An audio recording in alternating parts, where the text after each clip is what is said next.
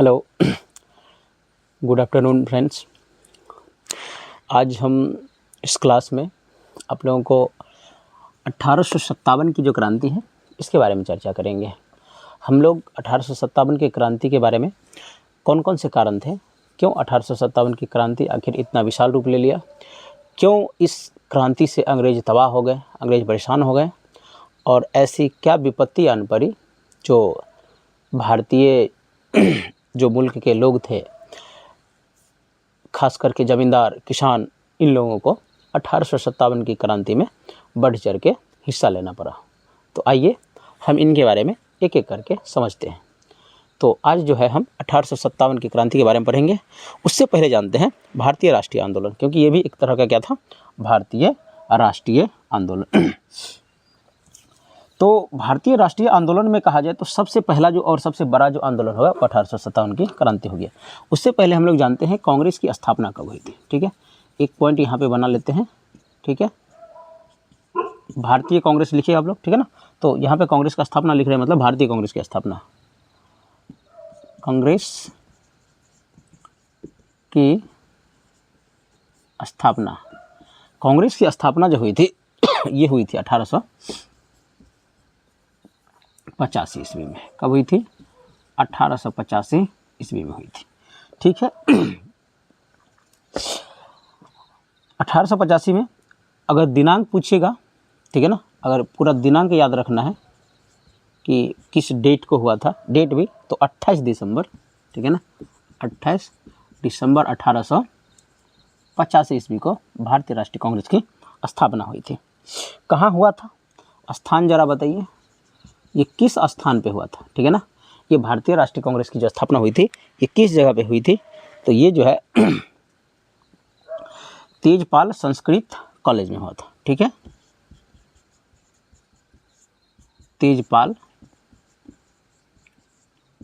Sanskrit college, ठीक है। कहाँ पड़ता है ये? मुंबई में, तेजपाल संस्कृत कॉलेज मुंबई में। संस्थापक कौन थे इनके?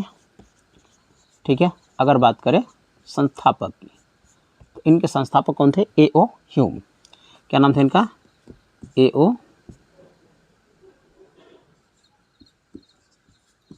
ह्यूम। जो इसकी स्थापना करी थी, किसने करी थी? ए.ओ. ह्यूम ने। और इसका अध्यक्ष पूछा जाए तो इनके जो अध्यक्ष थे उनका नाम था WC बनर्जी, व्योमचंद्र बनर्जी, इसका शॉर्टकट नाम है WC बनर्जी। और उस समय जो सदस्यों की संख्या थी जब इसकी स्थापना हुई थी, ठीक है ना, सदस्यों की वो थी 72।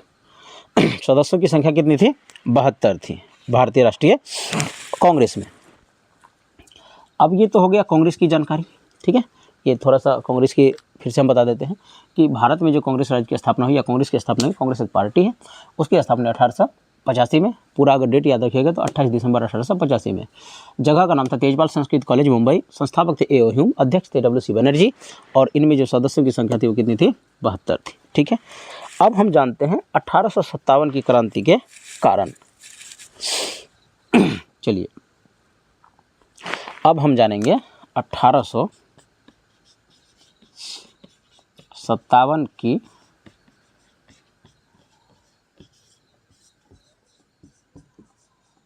क्रांति के कारण। तो इनके निम्नलिखित कारण थे, ठीक है ना, इनके जो हैं निम्नलिखित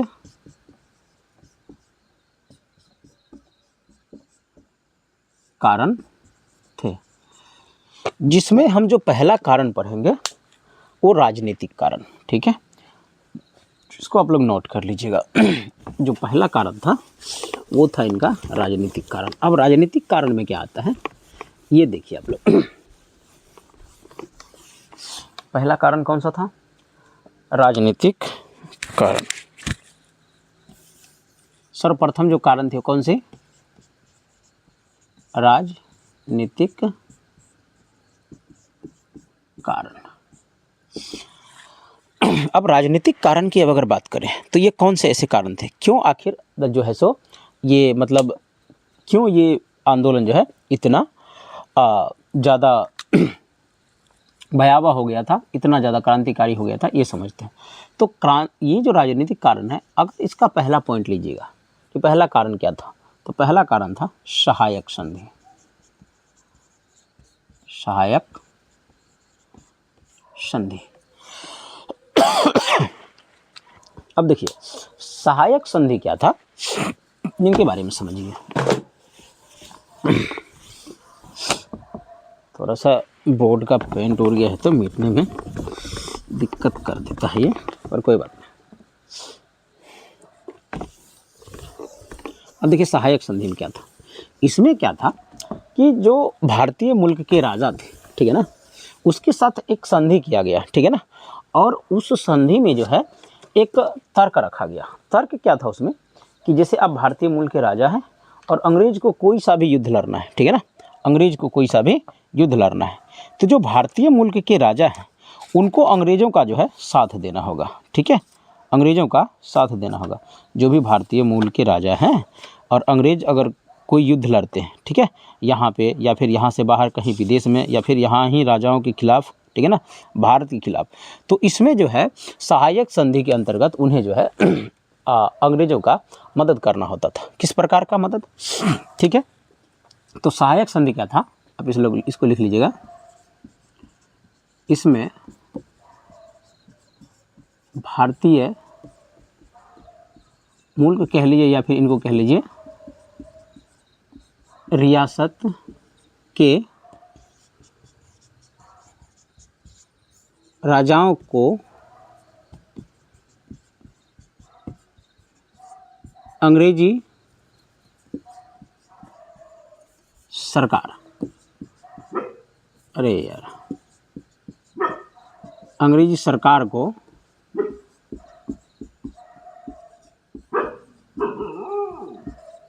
सैन्य शक्ति का मदद करना पड़ता था, ठीक है ना। इसमें जो था, जो भारत के राजा थे, जब अंग्रेज को मान लीजिए चाहे भारतीय मुल्क से हो या अन्य राज्यों से अगर उनको युद्ध करना होता था, तो उनमें जो है भारत जो यहाँ के रियासत के राजा थे उनको अंग्रेजी सरकार को सैनिक मदद देनी होती थी, ठीक है, और सैनिक मदद देनी होती थी। पर सैनिक मदद चलिए दे भी दे, है ना, क्यों ना दे कोई, पर क्या ऐसा हुआ कि युद्ध करना मतलब ये एक कारण बन गया, ठीक है ना। तो इनका ये भी कारण है कि क्यों आखिर मान लीजिए सैन्य शक्ति तो देना चाहिए, है ना, पर क्यों ऐसा हुआ कि ये लोग चिढ़ गए, सैन्य शक्ति देना नहीं चाहते थे, कंडीशन लगा दिए थे, ठीक है ना। कंडीशन क्या था, ये कंडीशन क्या लगा दिया था कि अब मान लीजिए ये जो है सैन्य शक्ति देगा, परंतु, ठीक है ना, याद रखिएगा नोट में, नोट यही मेन कारण था, ठीक है ना, परंतु सैनिक का सभी खर्च राज्य सरकार भरेगी। अब कहिए, मदद करेंगे अंग्रेज को, ठीक है, अंग्रेज को मदद करेंगे, अंग्रेज को मतलब एक तरह से हेल्प भी करेंगे और अपना ही खर्च उनको, मतलब हमारी जो सैनिक खाएगी पिएगी या फिर हमारी सैनिक का जो क्षति होगी हम जो सैलरी देंगे वो अपने घर से देंगे। इसीलिए जो है ये सारे क्या हुए थे, चिढ़ गए थे, ठीक है ना, जो रियासत के राजा थे। अब जो ये सहायक संधि करने वाले जो रियासत थे, 5 रियासत प्रमुख थे, ठीक है ना, सहायक संधि करने वाले प्रमुख रियासतें। इसमें पहला नंबर पे आ जाता है हैदराबाद,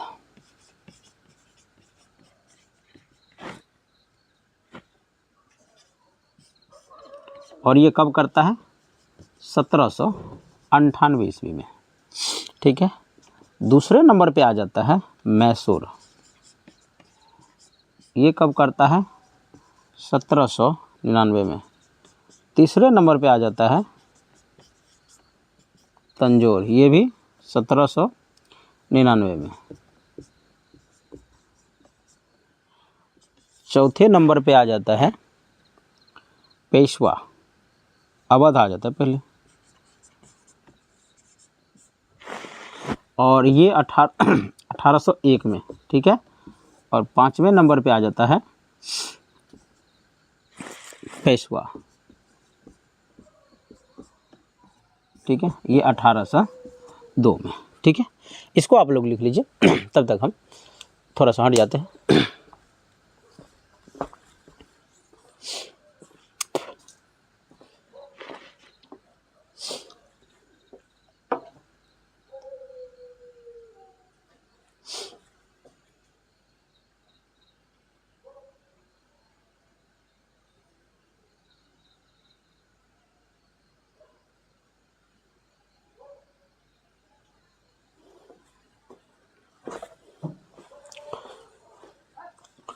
चलिए अब आगे देखते हैं, ठीक है। ये सहायक संधि करने वाले हैदराबाद, मैसूर, तंजौर, अवध और पेशवा। पेशवा महाराष्ट्र का, ठीक है ना। ये सभी राजाओं ने सहायक संधि पे क्या किया था, अपना मतलब सहायक संधि कर लिया था। अब ये मजबूर था, अपना सैनिक अंग्रेज को देना ही पड़ता था युद्ध में, पर सैनिक का जो भी खर्च होता था, चाहे जान की क्षति हो जाए, जो भी हो जाए, सैलरी हो जाए, ये सबको अपने घर से भरना होता था। तो बड़ी दिक्कत हो गई थी, ठीक है ना। अब दूसरी जो कारण थी, ठीक है ना, ये तो पहली कारण हो गई, कौन सा, राजनीतिक कारण। अब हम जानते हैं दूसरे कारण के बारे में। दूसरा था विलय नीति। दूसरा कौन सा कारण था, विलय नीति। दूसरा कारण कौन सा था, विलय नीति। देखिए विलय नीति के अंतर्गत क्या आता है। विलय नीति के अंतर्गत अंग्रेज जो सरकार थी, इसने क्या किया था कि जैसे मान लीजिए कोई भारतीय मुल्क के राजा है और यहाँ कोई रियासत का वो राजा है, और मान लीजिए कि उनको कोई संतान नहीं है, या फिर वो जिस राज्य के राजा हैं उस राज्य पार्ट को चलाने वाले उनका कोई मान लीजिए एक तरह से संतान कह लीजिए, दूसरा कोई नहीं, संतान नहीं है, अपना कोई औलाद नहीं है, ठीक है ना, उनको चलाने वाला उत्तराधिकारी नहीं है। तो ऐसे क्षेत्र को विलय नीति के अंतर्गत अंग्रेज क्या करते थे, अपने अधीन में ले लेते थे। कहते थे राजाओं के, तुम्हारे पास चलाने के लिए, इस राज्य को चलाने के लिए कोई तुम्हारे आगे पीछे नहीं है, तुम्हारा कोई खानदान में नहीं है, समझ रहे हैं ना। तो ये जो है, ये राज्य जो है, ये सीमा जो है अब मेरा हुआ, और उनसे ज़बरदस्ती छीन लिया जाता था। अब कहिए, जैसे मान लीजिए कि मेरा कोई संतान नहीं है और हमसे कोई ये कह के ज़मीन छीन ले, जिंदे मेरा जीते ज़िंदगी में, कि तुम्हारा मतलब कोई चलाने वाला नहीं है तो ये ज़मीन छोड़ दो, तो मेरे पे क्या बीतेगा, ठीक है ना। यही कारण था कि ये दूसरा जो कारण बन गया था, कौन सा, विलय नीति। कब आई थी ये, 1848 ईस्वी में। लॉर्ड डलहौजी ने, किसने दिया था, लॉर्ड डलहौजी ने। इसके और भी कई नाम थे, इसको कह लीजिए या तो फिर विलय नीति कह लीजिए, इसको हड़प नीति कह लीजिए, इसको व्यापगत नीति कह लीजिए, व्यापगत सिद्धांत, व्यापगत सिद्धांत, ठीक है ना। और भी इनके कई नाम हैं, गौध प्रथा निषेध नीति, ठीक है ना। ये कई इन्हीं के टोटल नाम है, ठीक है ना, ये टोटल इन्हीं के नाम है। चलिए इसके बारे में लिख देते हैं। विलय नीति के तहत, नीति के तहत अगर किसी शासक का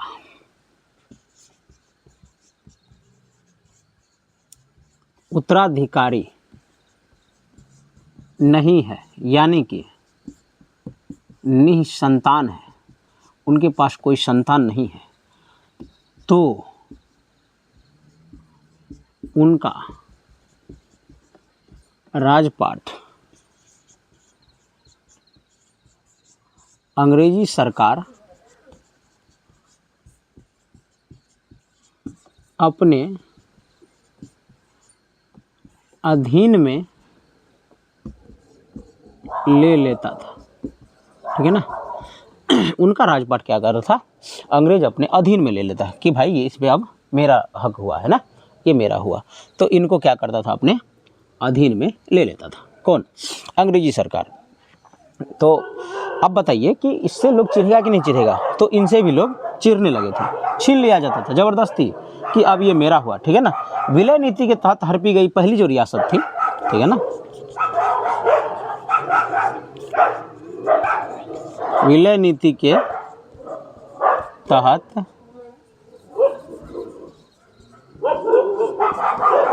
हड़पी गई पहली रियासत। हम वीडियो को थोड़ा रोकते हैं, बाहर कुछ ज़्यादा ही हल्ला हो रहा है, कुत्तों को झुंडने लगता है, गांव पे हमला कर दिया कि क्या।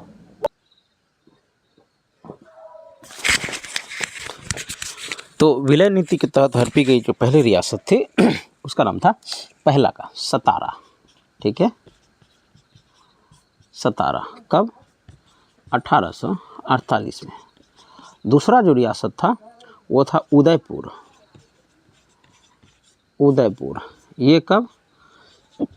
1852 ईस्वी, ठीक है। तीसरा जो रियासत था वो था झांसी। झांसी का याद होगा आप लोगों को कि झांसी वाली रानी की जो अपनी संतान थी उसकी मृत्यु हो गई थी किसी बीमारी के कारण, और राजा गंगाधर राव भी मर गए थे। तो कह रहा था तुम्हारा कोई संतान नहीं है तो ये क्या करो, विलय नीति के तहत उनसे छीन रहा था, ठीक है ना। ये कब की बात है? 1853 ईस्वी की बात है। चौथा जो रियासत है वो है नागपुर,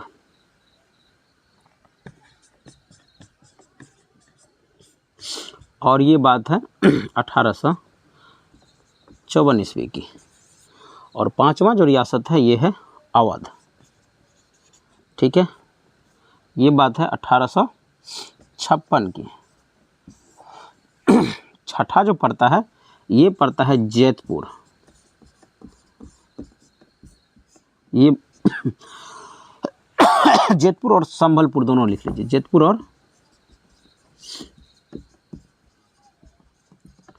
संभलपुर, जैतपुर और संभलपुर। और ये 1849 ईस्वी की बात है, 1849।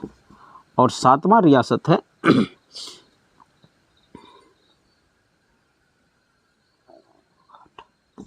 ये है बघाट। ये कब की बात है? 1850 ईस्वी की। तो ये जो है और भी कई थे, है ना। ये टोटल रियासत को जो है सतारा हो गया, उदयपुर हो गया, झांसी हो गया, नागपुर हो गया, अवध हो गया, जैतपुर हो गया, बघाट हो गया, टोटल को क्या किया इन्होंने विलय या हड़प नीति के तहत या व्यक्तिगत नीति के तहत ये अपने जो है सो प्रांत में, मतलब ब्रिटिश अपने कंट्रोल में ले लिया, ठीक है ना। ये कह के कि आपका कोई संतान नहीं है, आप नहीं संतान है, इस राजपाट को कौन चलाएगा, है ना। इसके तहत ये क्या किया, ये टोटल जो देख रहे हैं 7 रियासत और भी कई थे, इनको क्या किया अपने कब्जे में ले लिया।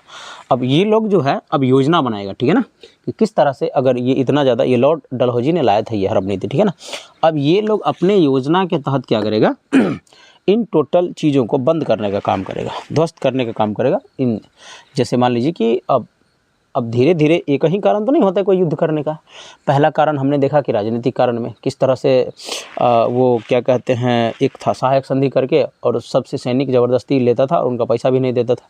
दूसरी जो कारण थी विलय नीति, जो भी ऐसे शासक थे जिनका अपना संतान नहीं था, निसंतान थे, उनको मार के उनका राज्य छीन लेता था ज़बरदस्ती। तो अब धीरे धीरे कई ऐसे कारण बनने लगे, ठीक है ना, कई ऐसे कारण बनने लगे। अब देखिए अवध जो है, अवध लिखे हैं, इसका तो एक नया ही कहानी है, ठीक है ना।